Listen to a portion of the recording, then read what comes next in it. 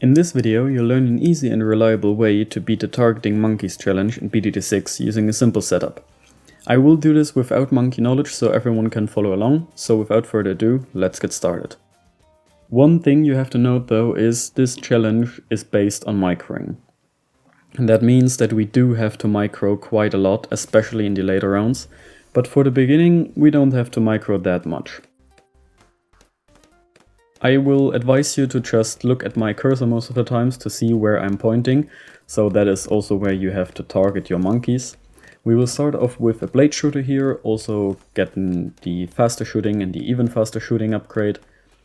And yeah, then we'll just save up some cash for a crossbow as soon as we have that. So I'll be right back when I have the money. There we have enough money for the dart monkey, and I will just slow down the round a little bit here to get the dart monkey down right here, upgrade it to a crossbow like I said, and now we just want to target the intersection here and also get the quick and very quick shot upgrades. And after we've done that, we need to save up some cash for Druid because there will be LEDs soon and none of our towers can handle LEDs right now. That's why we'll want to get the Druid upgraded to the Heart of Thorns upgrade. So there we have our Druid. I will also just place it down here, get the Heart of Thorns as soon as I can. And now we want to get the middle path upgrade for the Druid to get the Druid of the Jungle. So I'll be right back when I have that. There we have our Druid of the Jungle, and next up we want to get a Mermonkey. And that Mermonkey will be mainly for dealing with some camos for now, but it will be also to deal most of the damage later on. So for now we only want to get the Echosense Precision and also Echosense Network. And then go for the 3 first top half upgrades, so getting it to an Abyssal Dweller. So I'll be right back when I have the Abyssal Dweller. There we have our Abyssal Dweller. And now that we've got that, we want to save up some cash to get the Heart of the Thunder for the Druid, so that he can handle, in general, big balloon rounds, but also LEDs a little bit easier. So we'll get Heart of Thunder as soon as we can, and now save up some cash for a Dartling Gunner, but we have to target the MOABs a little bit to actually be able to pop them, and also target a little bit the camo balloons with our Abyssal Dweller. So if you don't see anything leaking and there's no MOAB or anything, you can just leave the cursor at this intersection here. But if there's MOABs, just target on the MOABs until they pop. And if there's camos coming past our crossbow, then we also need to target the Abyssal Dweller a little bit to get rid of those camos. So next up will actually be selling the crossbow. So I'll just slow it down here, sell the crossbow, because we now want to get a Juggernaut with the bottom path upgrade. That is simply because there will be some camo LEDs soon, and we need something to pop those, obviously. So now we will wait a little bit and farm some money until we can afford a Dartling Gunner. So I'll be right back when I have enough money to place on a Dartling Gunner and also upgrade it a little bit.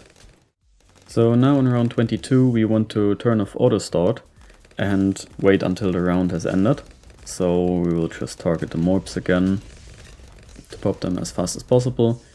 And now when the round has ended, we will sell our Juggernaut and also the Tech Shooter and get a Dartling Gunner at the top here, upgrade it to Hydra rocket pods and also focused firing. And now we basically don't have to do that much. We will just now leave it here because we don't really need to target the MOABs anymore, if they are not fortified or, like this one, a BFB. So the BFB and fortified MOABs we still need to micro them, but normal balloons and normal MOABs, there's no problem with them right now. So we will just leave this until we have enough money for the Abyssal Warrior. There we have our Abyssal Warrior. And from now on it will be a lot easier because we don't really have to do anything else now than micro all the MOABs the whole time, because our Dartling Gunner will be able to take basically out all of the normal balloons. We just have to micro the MOABs and make sure they get popped. So yeah, from now we will only do one more thing, and that is upgrade our Druid to a 240, so to the Chungus bounty, and I'll be right back when I have the money for that.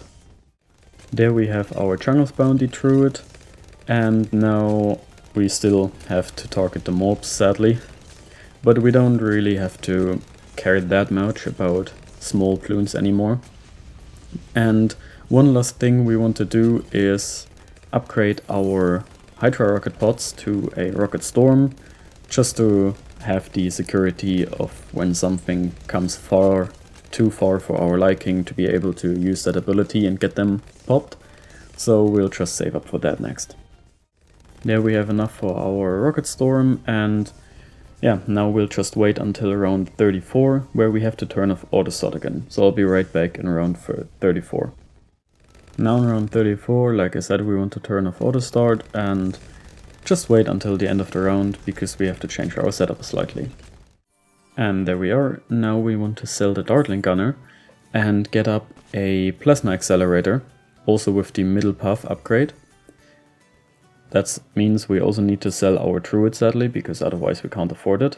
And that is because now in round 35 I advise you to turn off the fast mode and go slow, because there will be DDTs. And we need to target the DDTs with our Plasma Accelerator, otherwise we won't be able to pop them. So one DDT after another, we want to just get them down.